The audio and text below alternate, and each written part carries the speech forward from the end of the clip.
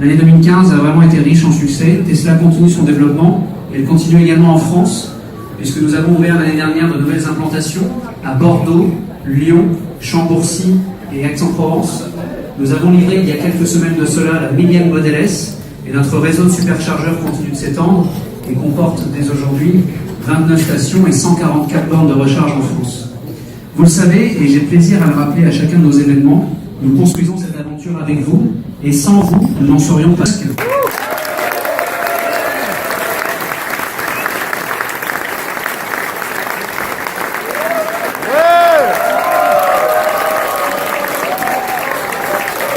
Welcome to France! Bravo! Welcome to France!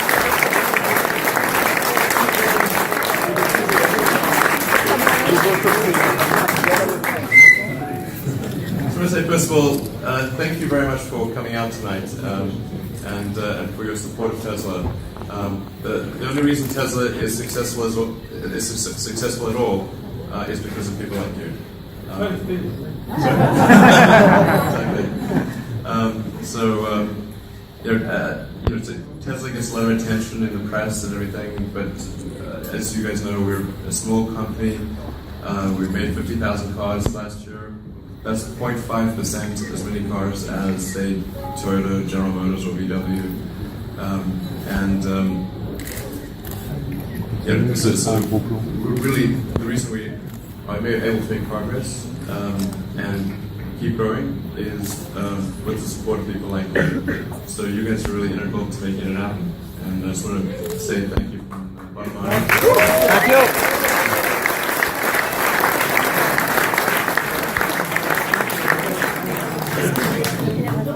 Isn't working. That is my mic. Again, that's better. Yes, much better. Few words in French.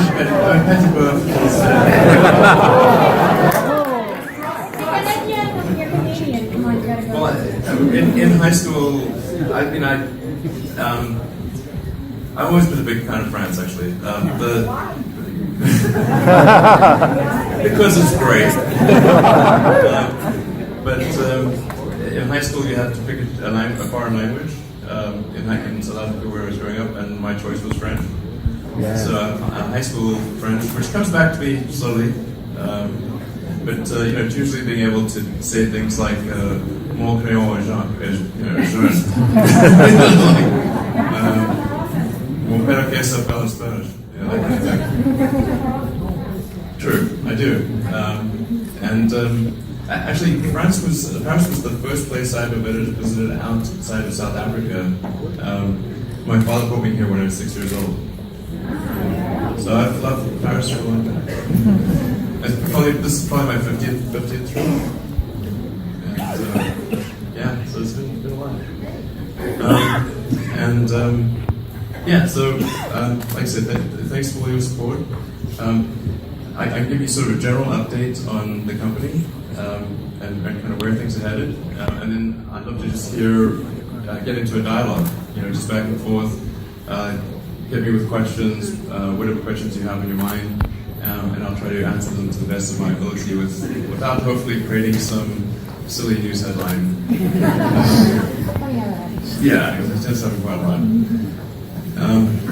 So where we are right now. Microphone. Okay. So we've got the Model S in production at about 1,000 units a week, and we're trying to ramp up the Model X to roughly a comparable number of 1,000 units a week, and hopefully we should be at that production level around close to maybe sometime in Q2 of this year. So for those of you who have a Model X on order, I'm expecting you may be wondering, where's my car coming? I think it's probably this summer is the most likely outcome. So I think the Model X, the Model X is much better. Is this better? Yeah. Much better. Okay. Thank you. I'm not sure that anyone should have built or designed this car because it's so difficult to make. But I think for those of you who do get it, you're really going to love it. I think it's something special.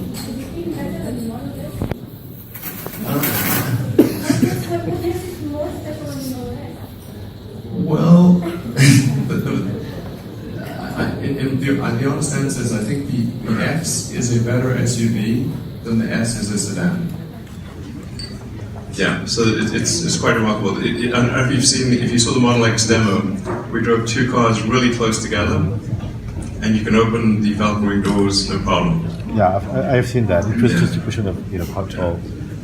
If you have sensors, it's perfect. Have you seen the French parking lots? 1.90 m limit. Yeah, but it's designed to work in very tight spots. So I think it should work pretty well.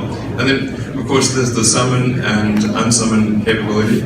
So if you don't want to park the car yourself, you can basically you can just have the car park. Yeah.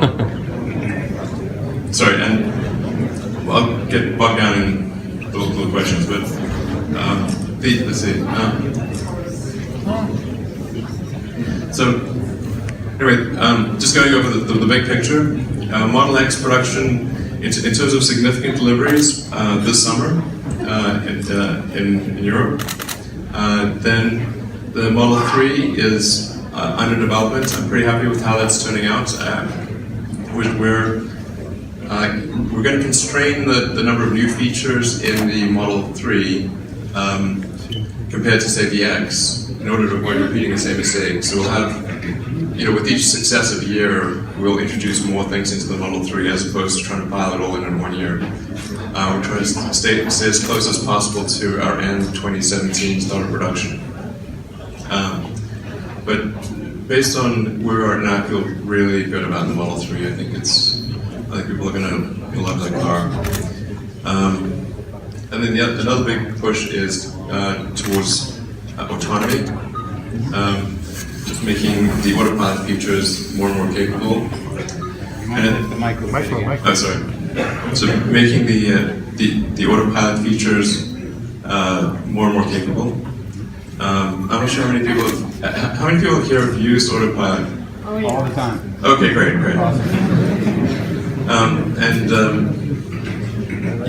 So did you notice improvements going to 7.1? Yes. Yeah. Okay, great. Yeah, so I think even with the current hardware suite, I think we'll see significant improvements to the autopilot. Basically, what it'll be capable of doing is near perfect control on freeways, even where there's no cars, and near perfect control in any traffic situation where it's tracking a vehicle. So that's yeah, maybe a different one. Hello? Better. Yeah, so that's going to get better. One of the things we're also working on is the mapping solution. And my fault, if I seem a little ragged, by the way, it's that I literally had 1 hour of sleep in the last 48 hours. Sorry. Anyway, so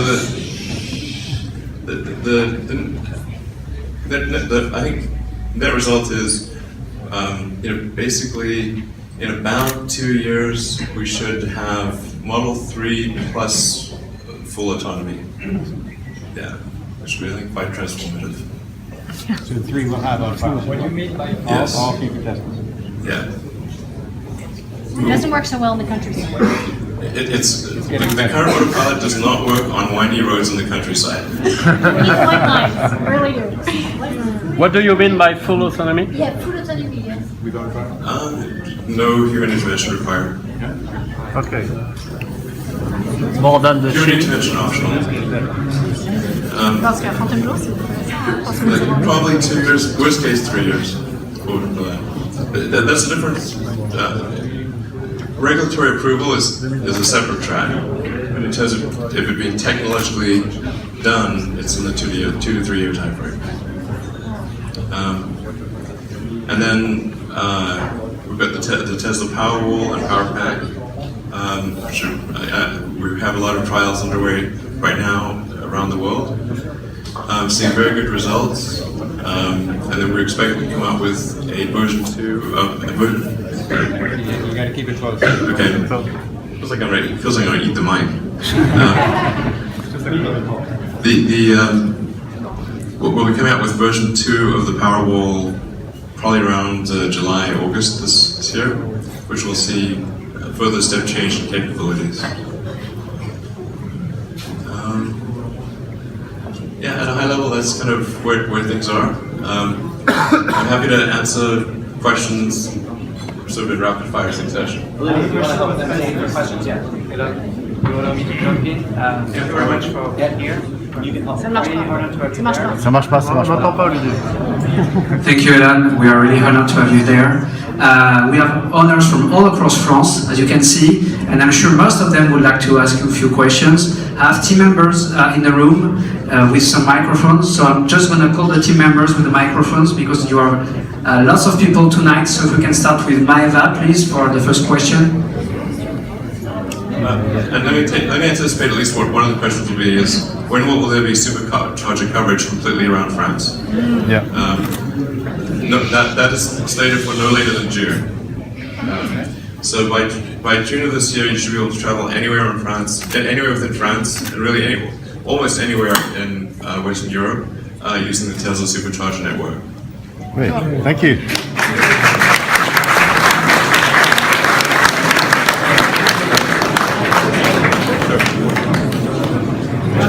Just yell a question. Say it out. Maeva, avec le micro, s'il vous plaît. Ici, Olivier. Demande la question, hein. Vous allez rater la place pour Maïva. Pardon me? The Island of Napoleon. The Island of Napoleon. Core. Yeah. When? Sorry, Napoleon. Small island. Yeah. Next time. No idea on that. Next time. Yeah. So it's over there. Please go ahead, Maeva. Mr. Abibel. So, I let you know. Good evening. First of all, thanks for having us and for sharing your vision. My question is about mirroring of smartphone in the car. You talked about that a while ago, and then you talked about it again a few days ago. Yes. So could you elaborate a bit on your vision on that, and when can we expect to have it? So, I think sometime later this year, like maybe middle of this year, is when I would. So when can we have forward mirroring on the screen? I think around the middle of this year. It's harder than it seems. Like the interfaces to the iPhone and Android are not as good as we'd like. They can project a screen, but they're not so good at projecting a touch interface as well. So you'll be able to see it, but not touch it. But I do think that's the logical way to go, because otherwise, to expect an app developer community to develop for a few 100,000 customers is when there's hundreds of millions on iPhone and Android is unlikely, just not going to happen. It's gonna be okay. Yeah, I do think that the honest answer is that the dramatic drop in oil prices will have some negative effect on electric vehicle sales of all types. I think it'll have the smallest effect on Tesla because we have, I think, a highly differentiated product. Whereas what, say, Nissan and Chevy do is they have an electric product that's pretty hard to tell the difference between the electric and the gasoline or petrol product. So if the economics don't favor the electric in that case, and the product, and there's no product differentiation, they're unlikely to buy the electric. When will we see pictures of Model 3? The first pictures of Model 3 will be end of March. Yeah, but I'm being a little coy here. We're not going to show everything about Model 3 until a lot closer to production time. Can you give us some details? On No. the size? Elon? I got three questions. So welcome in France. We got a saying in France, impossible is not French. So 3 impossible questions to you. Sure. First question, when the supercharger will be accessible to every car manufacturer? Will you open the access of supercharger to other car manufacturers? First question. Second question, everybody in France knows Gilbert Passin and Jérôme Guillen. We are very proud of them. Very proud of Sixon. What will be the key factor for you to create an R&D and design center in France? And why not a factory such as Fremont in France? So 3 impossible questions. Sorry, unfortunately I was adjusting my mic, so I missed a second. Just say that again. First, supercharger open to every manufacturer. So supercharger open to everyone. This is something that we've stated publicly. The goal of the Tesla supercharger system is definitely not to create some special walled garden or to have a sort of a competitive edge against other companies. The philosophy of Tesla I think, is very consistent. We want to do anything we can to help the advent of sustainable transport. So our network is open to any other manufacturers that want to use it. Okay. Yeah. And we will be adding the European standard plug as well. So they don't have to have a Tesla adapter. So we'll have a mixture of Tesla adapters and the EU standard plug. I don't love the plug, honestly. I went to the EU commissioner myself and said, this plug is enormous and does not look good. Not change that. So the 2 questions, or French question, is what will be, or convince you what the key factors of the policy of Tesla Motors to create a second R&D and design center here in France, because we have very good engineer. And second, we got a huge factory north of Paris, in the center of the Europe. Why not produce car in France? I've heard you want to produce car in Germany, Holland. What are the problems in your mind about France? Why not producing in France? Sure. So let me just speak in general terms, because let me tell you what happens is, I engage in sort of why not put a factory in France? Yes. Okay. Well, right now we only have one factory. So yes. Then the question is, where do we put our next factories for expansion? The logical thing to do, this is, I don't think any new information that I'm saying. There'll probably still be some newspaper headline about it. The obvious thing to do is to establish a factory in China and a factory in Europe.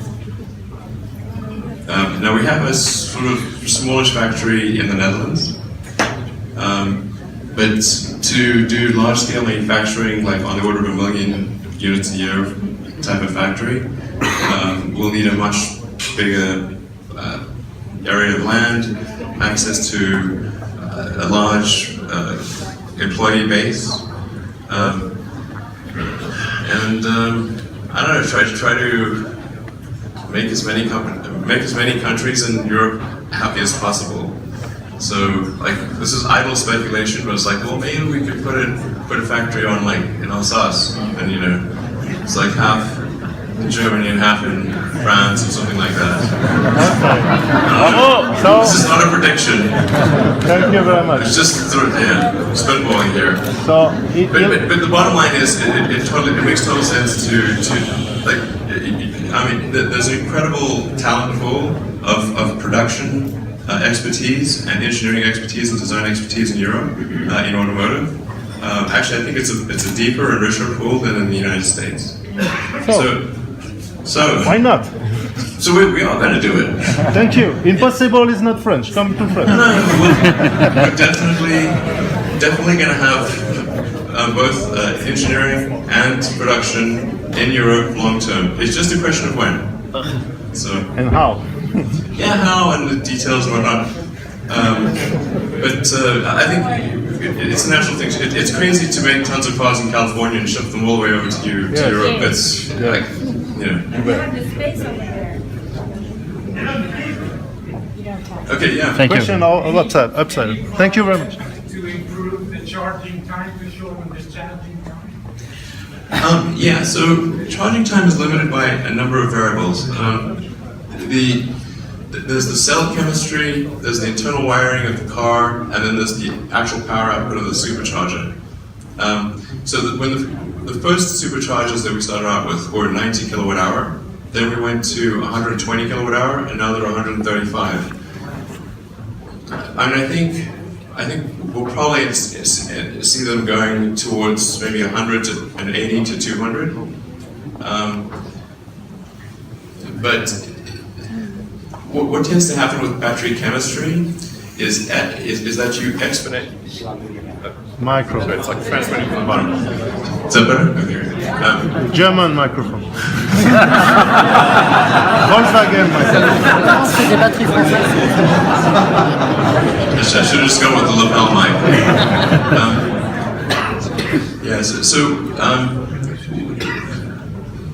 The cell chemistry gets incrementally harder. It almost becomes exponential as you decrease the charge time.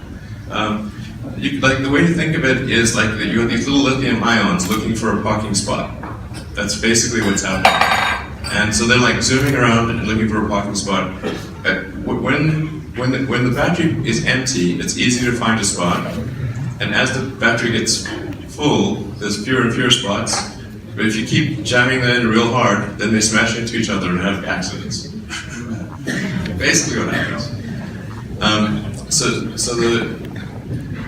Like going from, say, a 20-minute charge time to a 15-minute charge time is actually a huge difference.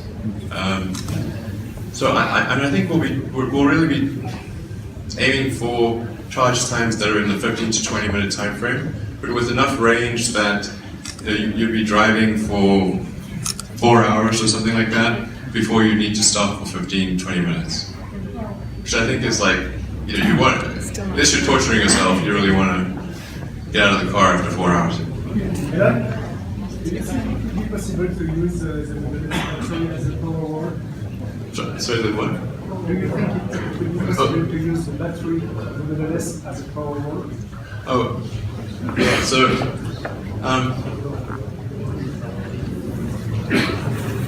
you certainly could, in principle, turn your car into kind of an emergency power source for your house.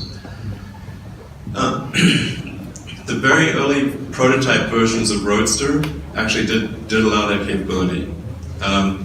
What we found though was that it created quite a lot of complexity on the house side, and if you didn't know when the car was going to be pumping energy into the house, it could be dangerous for electricians and potentially pump too much energy.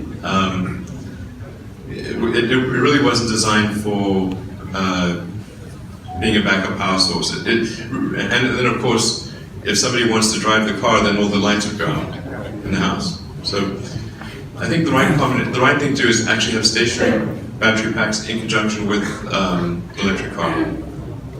So, what can we expect in terms of range for the Model S, for example, within 2 years?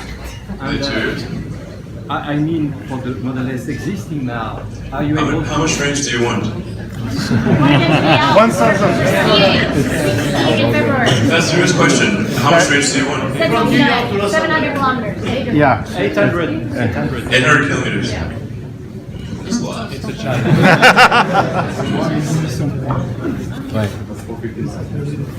Optional battery pack. Paris to the Alps. Extra battery. Ready to play.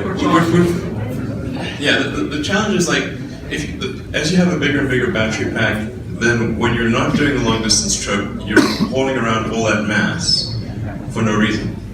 So we want to find a happy medium between what you really need for convenience of recharging and for doing long distance trips, but not have so much battery capacity that it's almost never used.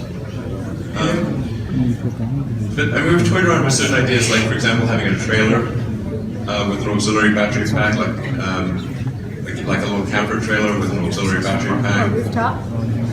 Something like that might work. I think just naturally expanding the Model S battery pack size, once you start getting up above 500 kilometers, 550, I mean, it's really do you need more than that? More than that, it's pretty unlikely. So you can expect to see steady increases in battery capacity over time. Did you think about putting a solar panel on the top of the roof in order to recharge the car better? Yeah, we thought about the solar panels on the roof. The actual area of the roof would really be quite a small amount. So it would take a long time to recharge the car if you just had solar panels on the roof. But it would help to go further. No, it would not. In the Okay. sun, no. No, it's if you look at the square, you say like what is the area, and then how much direct sunlight does the car get? So as we park outside in a non-shaded situation, and then you might get 2 to 3 square meters, which would be maybe 600 watts of charging at peak time. So nothing. Yeah. Let's see. So Summit in Europe. Whereas in the US, we can pretty much like roll out Summit, and as long as it's not done on public property, there's no it can be done. In Europe, even if it's on private property, it requires explicit approval from the regulators. So we're working with RDW, which is the main regulatory agency we work with, to define the precise limitations of summon that they will find acceptable. Currently, the way that the law is written, or the regulations are written, summon isn't technically allowed. So we've got to figure out ways to meet the intent of the regulations. So one way of saying, I think summon will roll out in about 2 or 3 weeks. But that time frame is not within our control. It's up to the regulators. I know you're a great interpreter, and we do appreciate that. We do appreciate the fact that you invite us here. It's amazing what you do. We are interpreters as well. We are with the guy here, and we work for a startup, and we are just fun about SpaceX. I'm sorry, and we would love you to invite us in your master control room. So if you can do that, you will be the greatest. Although you're All right. Well, anyone that's interested in seeing a rocket launch, it's actually pretty easy to see. You don't need to pay for it. Come to you. There will be a lot of rocket launches this year. Sorry? Yeah, hopefully. You don't need any permission from SpaceX or anything. Just look at the SpaceX website and head there whenever you want. The best place to look at it is on the causeways at Cape Canaveral.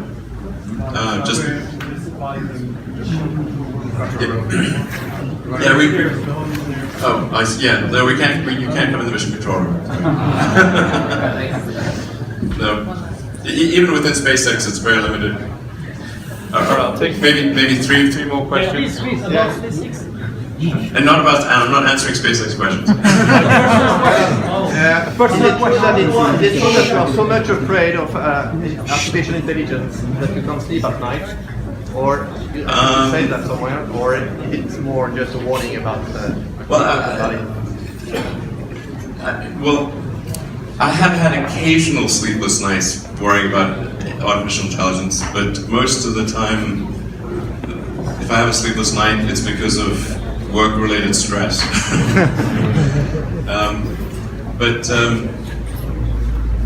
I just think we need to be careful about artificial intelligence and not assume it's going to be good. One can certainly envision futures where it's good, but also ones where it is not. So really, it's just about being cautious and not assuming too much. Personal question. Are you running away? Okay. Last one, I have a dream. Queen's University. Elon, please. I have a dream. It will be possible to find a supercharger on Mars. Impossible is not French. Oh, Mars, the supercharger on Mars. I hope we have superchargers on Mars. That class problem. All right, Tesla-related questions. three more, and then we'll have to leave. Question. And please ask a question you think that really a lot of people want to know about. You met with our Ministry of Finance, I guess earlier today. I'm sure he asked you for pieces of advice. Anything you could share with us on what you told him? Yeah, fair enough. Like I said, actually, I think he's a very smart guy and very well read and thoughtful. Like, I would say one of the best politicians I've met anywhere. Yeah, so this is for Macron, the finance minister. What did I have to say to the finance minister when I met with him today? So I think, first of all, I think I was very impressed. He's a really smart, well-read guy, and really cares about France, like a lot.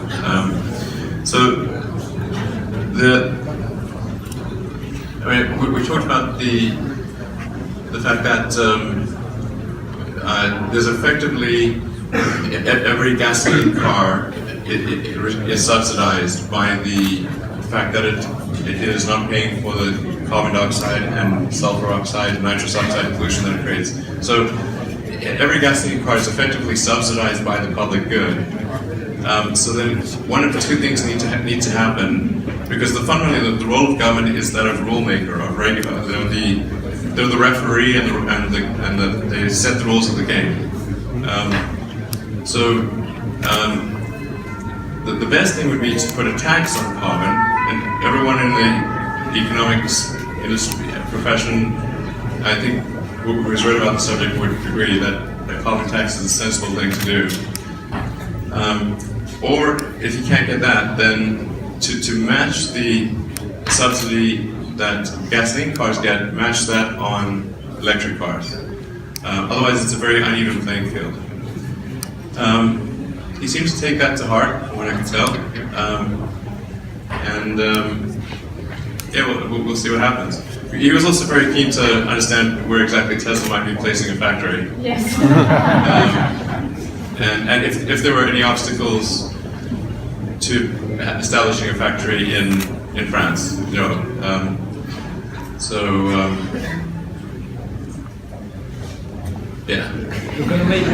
I gave him some candid feedback, but that's part of a private conversation. One question. Can you comment Apple's strategy on EV? No. What's your view on Apple coming in? Because you've been the first one. We know that somebody else is going to come in.